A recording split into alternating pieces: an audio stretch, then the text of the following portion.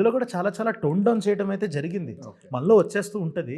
But ఏంటి అని అంటే ఈ రైటింగ్ ప్రాసెస్లో నెరేషన్స్ అన్నది ఏదైతే మనకు ఒక అదృష్టం ఉందో చెప్పిన తర్వాత దాని మీద ప్రేమ చచ్చిపోద్ది. Okay. Is it really worth మళ్ళీ సినిమాలో పెట్టాలా వద్దా ఇది ఓహ్! ఈ జోక్ అన్నది డెసిషన్ తీసుకొని అప్పుడే తీసుకెళ్తాం.